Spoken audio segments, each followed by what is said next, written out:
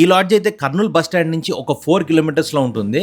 నేను నా ఫ్యామిలీ ఈ నైట్ ఇక్కడ స్టే చేద్దాం అనుకొని వచ్చాము. పేమెంట్ చేసిన తర్వాత ఇద్దరు బాయ్స్ అయితే మా లగేజ్ మొత్తాన్ని పైకి తీసుకొచ్చారు. అక్కడ వరకు బాగానే ఉంది. పేమెంట్ బిల్ అయితే నాకు ఇవ్వలేదు. పేమెంట్ కూడా క్యాష్ లోనే చేయించుకున్నారు వీళ్ళు. ఈ రూమ్ ఏసీ విషయానికి వస్తే అసలు ఏసీ ఉన్నట్టే అనిపించలేదు నాకైతే. పెద్ద కూలింగే లేదు అది. సరే అది అడ్జస్ట్ అయినాము. నైట్ 1:40కి నేనైతే పార్కింగ్ లో కార్ పెట్టాను. చూడండి ఇక్కడ పిక్ లో టైం అండ్ డేట్ కూడా ఉంటుంది. పార్కింగ్ లో నేను కార్ పెట్టినప్పుడు నేను ఎప్పుడైనా సరే ఫోటోస్ తీసుకుంటాను అనమాట. హోటల్ వాళ్ళ రిసెప్షన్ పార్కింగ్ లోనే ఉంటుంది అనమాట. చూడండి పిక్ లో కార్ వెనకాలే ఉంది ఆ రిసెప్షన్. నెక్స్ట్ డే మధ్యాహ్నం వెళ్ళి చూస్తే టైర్ కి ఎవరో ములగుచ్చి పెట్టారు. రిసెప్షన్ వాళ్ళని అడిగితే ఇది బయట గుచ్చుకుందని కవరింగ్ చేశారు. నేను నైట్ తీసిన పిక్ చూపించారనమాట వాళ్ళకి. వాళ్ళు షాక్ అయిపోయారు ఒక నిమిషం. నైట్ పార్కింగ్ లో పెట్టినప్పుడు లేని మొల ఇప్పుడు ఎలా వచ్చిందని నేను గట్టిగా అడిగాను వాళ్ళని. వాళ్ళు ఆన్సర్ చేయాలి కాబట్టి ఇంకా బయట నుంచి ఎవరో వచ్చి గుచ్చారు అనుకుంటా, మాకు తెలియదు అని చెప్పారు. నాకు సీసీటీవీ ఫుటేజ్ చూపించమని గట్టిగా అడిగాను. అడిగితే కొంతసేపు చూపించాడు. అందులో 2 hours ఫుటేజ్ మిస్ అయింది. నేను ఇంకా కంప్లైంట్ చేస్తానని చెప్పాను. అండ్ ఇంకోటి నేను సోషల్ మీడియాలో కూడా ఇది పెడతానని చెప్పాను. నా లోకల్ ఫ్రెండ్ పిలిచి నేను ఇక గొడవ చేద్దామని ఫిక్స్ అయ్యాను. ఆ రోజు సండే కర్నూలులో కంప్లీట్ అన్ని పంక్చర్ షాపులు క్లోజ్ ఉంటాయట. ఈ టైర్ లో చూడండి కావాలని సైడ్ నుంచి మొలని దింపినట్టు కనబడుతుంది. ఒకవేళ మొల నేను డ్రైవింగ్ లో గుచ్చుకునేటట్టు అయితే లోపలికి ఉండాలి మొల.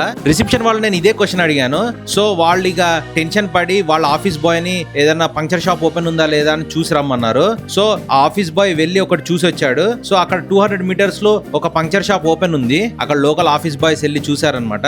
సో ఇక ఆ పంక్చర్ షాప్ కి తీసుకెళ్లి అక్కడ డబుల్ పంక్చర్ వేపియాల్సి వచ్చింది. మనం సెల్లార్ లో పెట్టేది సేఫ్టీ కోసము, కానీ అలాంటి సేఫ్టీ ఇక్కడ నాకు కనబడలేదు ఈ యొక్క లాడ్జ్ లో. నేను తీసుకొచ్చిన వెహికల్ నెంబర్ TS తో స్టార్ట్ అవుతుంది అనమాట. ఇది చేసిన వాడికి అర్థమై ఉంటుంది ఇది నాన్ లోకల్ బండి అని. సో చేసిన వీడు ఏం మాట్లాడు అనే ఉద్దేశంతో చేసి ఉండాలని నా అంచనా. మళ్ళీ ఫ్యామిలీతో వచ్చాం కాబట్టి ఖచ్చితంగా గొడవలు ఎందుకు అని వదిలేస్తాం మనం బేసిక్ గా. వీళ్ళ వల్ల ఆ డే మొత్తం నాకు స్పాయిల్ అయిపోయింది. నేను అప్పుడు హోటల్ రివ్యూస్ చెక్ చేయడం స్టార్ట్ చేశాను. నాకు ఒక్కడికే జరిగిందా లేకపోతే వేరే వాళ్ళకి కూడా ఇలా జరిగిందా అని. నాకైతే చాలా నెగిటివ్ రివ్యూస్ కనపడ్డాయి. ఈ నెగిటివ్ రివ్యూస్ లో మోస్ట్ ఆఫ్ ద రివ్యూస్ నాకైతే కరెక్ట్ అనిపించాయి నా ఉద్దేశంలోనైతే. మీకు ఇలాంటి ఎక్స్పీరియన్సెస్ ఏమన్నా అయితే ఒకసారి కామెంట్ బాక్స్ లో మీ ఎక్స్పీరియన్స్ ని షేర్ చేయండి. మీ ఎక్స్పీరియన్స్ తెలియని వాళ్ళకి హెల్ప్ అవుతుంది. ఈ రివ్యూలో చూడండి దీనికి కూడా క్యాష్ తీసుకున్నారు కానీ పేమెంట్ రిసిప్ట్ ఇవ్వలేదు. సో ఫోన్ పే వద్దంటారు, పేమెంట్ రిసిప్ట్ ఇవ్వరు. సో ఏంటంటే ఇలాంటి ఇష్యూస్ జరిగినప్పుడు వీళ్ళ పేరు సాక్ష్యాలతో బయటికి రావద్దనే ఉద్దేశంతో ఇదంతా ఒక ప్రాపర్ ప్లాన్ అనిపించింది నాకైతే. రిసిప్ట్ లేకపోతే నువ్వు ఉన్న ప్రూఫ్ ఉండదు. సో అందుకే నేను ఏం చేశానంటే వీడియో ప్రూఫ్ తీసుకున్నాను.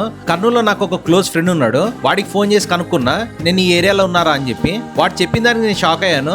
ఈ ఏరియాలో ఇది చాలా కామన్ అట. సో ఇలాంటి ఏరియాస్ లో మనకు తెలియకుండా ఇరుక్కపోతుంటాము. సో ఇలాంటి ఇన్సిడెంట్స్ కూడా జరుగుతాయి ట్రావెల్ లో అని అందరికి తెలియచేయడమే నా ఈ వీడియో. మనకు బాగా తెలిసిన వాళ్ళకి మన దగ్గర వాళ్ళు ఒక్కొక్కసారి ఒంటరిగా వెళ్తుంటారు. వాళ్ళకి ఇలాంటి అవేర్నెస్ రావాలి అంటే మీరు ఈ వీడియో షేర్ చేయండి వాళ్ళకి కూడా.